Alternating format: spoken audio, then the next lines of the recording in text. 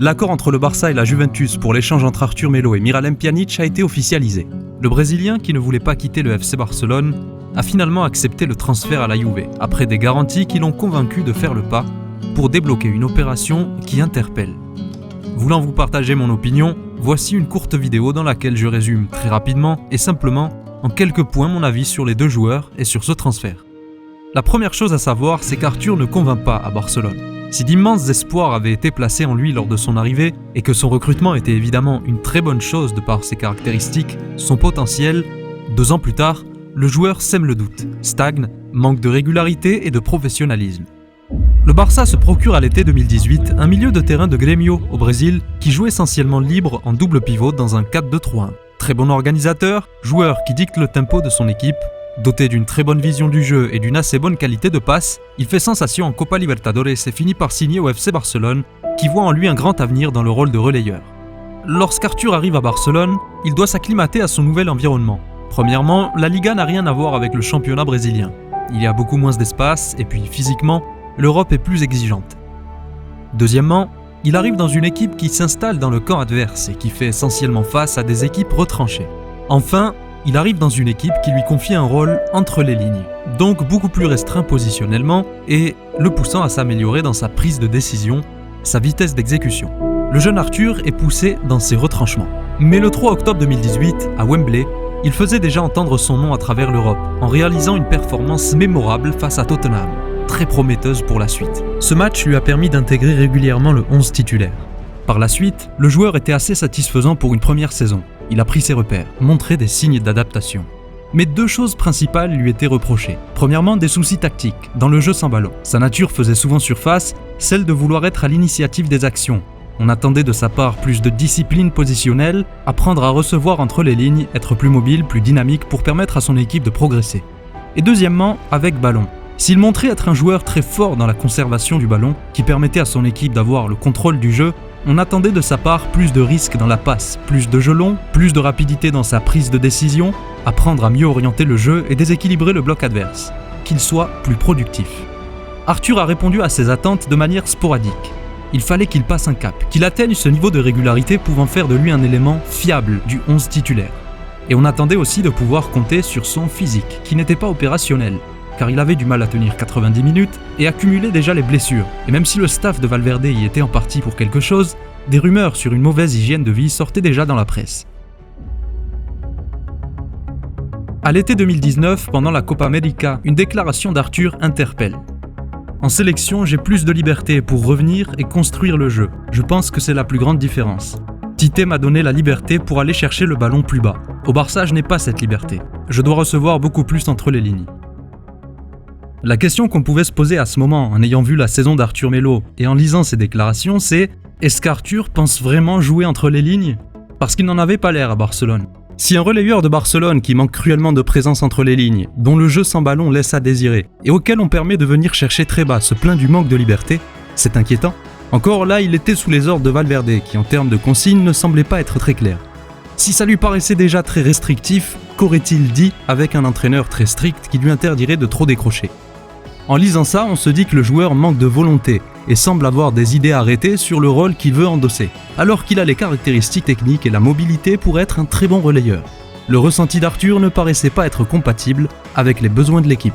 Équipe qui accueillait un autre milieu talentueux, Frenkie de Jong, lui aussi joueur de double pivot, qui devait s'adapter et évoluer vers un rôle de relayeur. Après une saison, on en attendait alors beaucoup du Brésilien. Le débat à ce moment réside dans la viabilité d'un duo de relayeurs De Jong-Arthur. Cette viabilité repose sur 2 choses. Premièrement, la capacité des deux à évoluer entre les lignes. Deuxièmement, même si les deux améliorent leur jeu entre les lignes, la viabilité du duo repose aussi sur la capacité d'au moins un des deux d'assumer la fonction d'accélérateur, d'être déterminant dans le dernier tiers, puisque le Barça n'a pas de joueur très déséquilibrant devant. L'attaque laisse à désirer. La logique veut que les plus grosses attentes reposent sur le Brésilien qui s'apprête à entamer sa 2e saison et qui est peut-être plus relayeur que l'est Frenkie. Début de saison 2019-2020.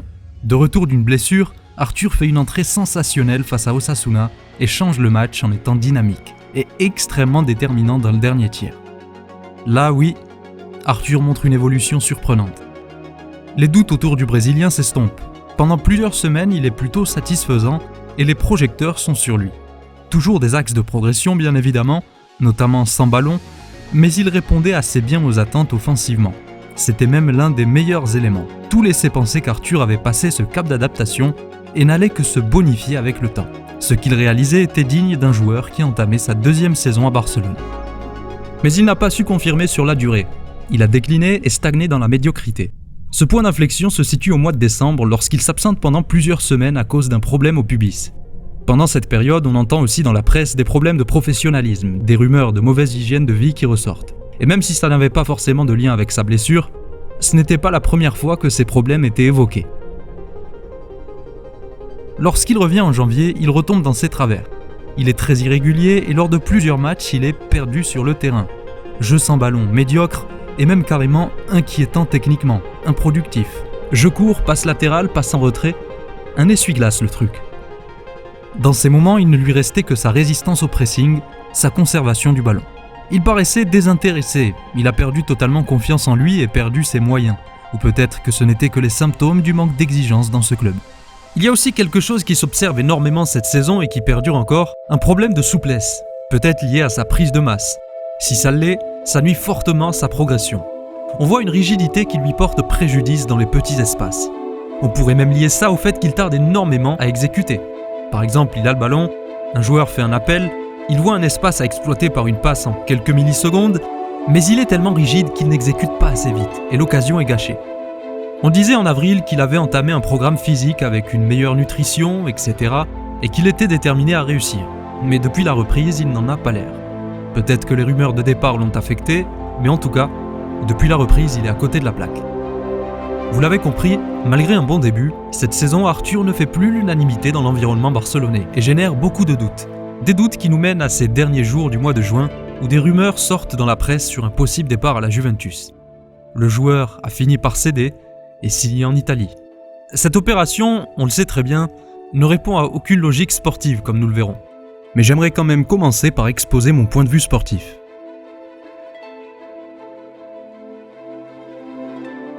Je pense personnellement que, dans un grand club qui joue pour tous les titres chaque saison, on ne peut pas éternellement fantasmer autour du potentiel d'un joueur. Au bout d'un moment, il faut penser aux performances de l'équipe dans l'immédiat. Et si un joueur peu convaincant dispose d'une bonne valeur marchande et pourrait vous permettre de vous procurer mieux sur le marché, il n'y a aucun mal à songer à s'en séparer. Ainsi, le départ d'Arthur, je ne suis pas contre. Je ne milite pas pour son départ, mais s'il y a départ, je ne suis pas contre. Toutefois, en l'occurrence, son départ ne peut pas être considéré indépendamment de toute l'opération qui implique l'achat de Pjanić. Et là, je ne sais pas quoi penser de l'opération. Parce que même si je ne suis pas contre le départ d'Arthur, je ne suis pas forcément pour une arrivée de Pjanić à sa place.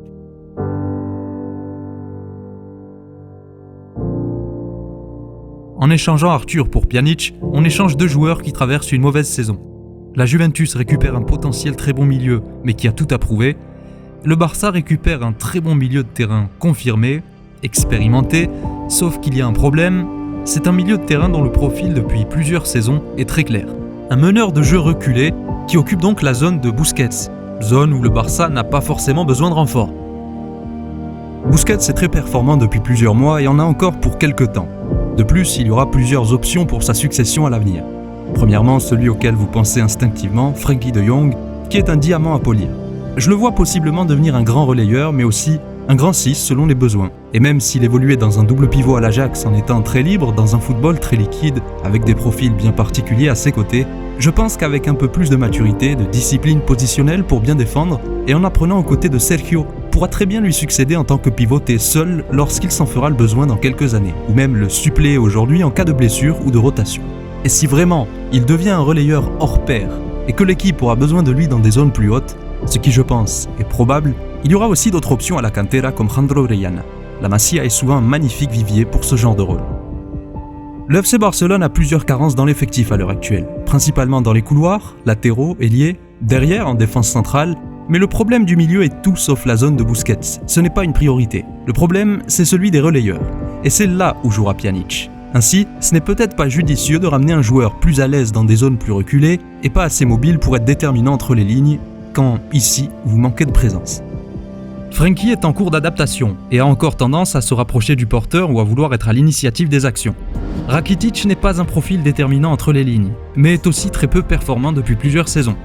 Vidal est un profil llegador qui a pu être utile en sortie de banc mais qui est en déclin. Alenia a été prêté, et même si c'est un profil intéressant entre les lignes, je ne le vois pas à l'avenir devenir un habitué du 11 titulaire. Cela pourrait cependant être un élément très important dans la rotation. Arthur, on en a parlé en première partie.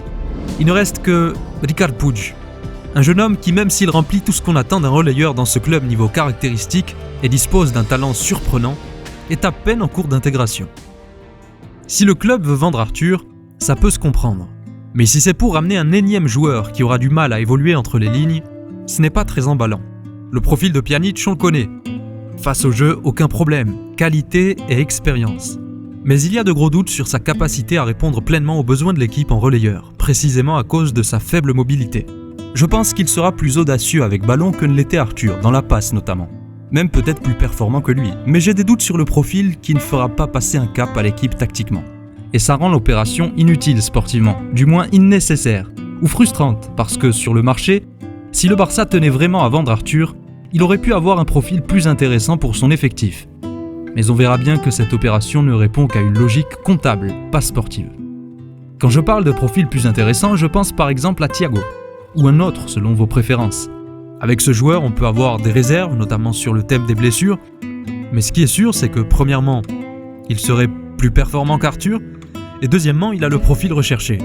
Ce n'est pas une supposition, il a été formé comme relayeur par ce club.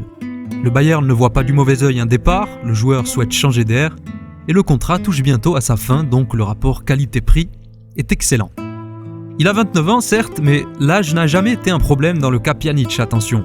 C'est le profil le problème. Sur le mercato, je préfère recruter un joueur performant de 27, 28, 29 ans au bon profil qui fera 2 ou 3 saisons de haut niveau permettant de relancer un cycle et d'amener des résultats, qu'un jeune de 20 ans qui n'est pas sûr de performer dans l'immédiat, ni de confirmer dans le futur, ni même de s'inscrire dans la durée. Malheureusement, il y a une obsession dans le football ces dernières années que je nommerai syndrome football manager, qui veut qu'il faut absolument trouver la perle qui illuminera le club pour la prochaine décennie. Réveillons-nous! On rate nombreuses occasions de se renforcer avec des joueurs de 27, 28, 29 ans qui auraient beaucoup à apporter dans l'immédiat. Ainsi, une opération Thiago Arthur aurait été excellente pour moi, quel que soit l'âge du joueur. Dans le cas Pjanic, le problème n'est ni l'âge ni la qualité du joueur, c'est le profil. Et d'ailleurs, à Barcelone, tout est une question de profil. Nous avons vu dernièrement comment un joueur comme Ricard Puig peut être plus impactant en si peu de temps de jeu que des joueurs qui sont là depuis je ne sais combien d'années, juste par cette différence de caractéristiques, de profil.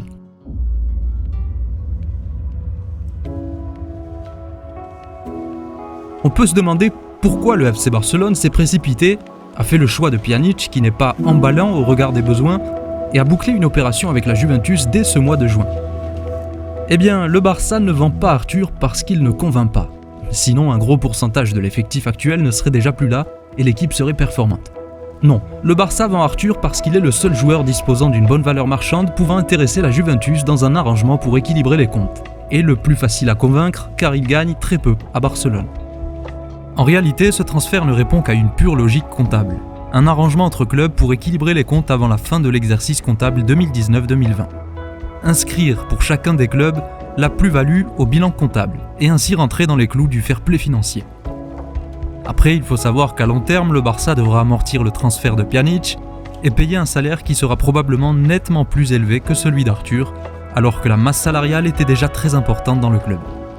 Cela ne poserait pas problème pour un joueur qui aurait une immense plus-value sportive, mais je ne pense pas que ce sera le cas, même si je ne suis pas catégorique. Pour conclure, je dirais que cette opération Arthur-Pjanic, même si elle est très contestable, n'est pas une immense catastrophe, et le départ du Brésilien encore moins, il ne se fera pas ressentir. Pjanic apportera autant, voire plus, même si c'est du court terme et que ce n'est pas le profil qu'il fallait chercher, mais il y a des joueurs qui nous le feront oublier. Frenkie qui s'apprête à disputer sa 2e saison, Ricard Puig qui commence à passer un cap et le retour de Carlos Alenia. Tout dépendra de ce que l'entraîneur en fera. Et puis on ne sait pas ce que fera le club de Vidal et Rakitic et ses plans pour le mercato. Donc finalement, on ne perd qu'un potentiel. Et rien ne dit que ce potentiel se serait exprimé à Barcelone.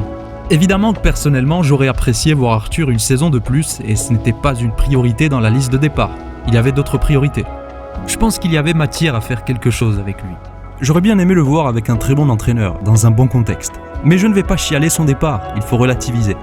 Ça reste un joueur avec un certain potentiel qui peut devenir un très bon milieu, mais le Barça a de quoi performer et il n'a pas totalement convaincu pour vraiment être intouchable, pour être à plaindre. Ce départ pourrait être un déclic pour lui qui entraînera une prise de conscience, plus de travail, de l'autodiscipline et plus de maturité.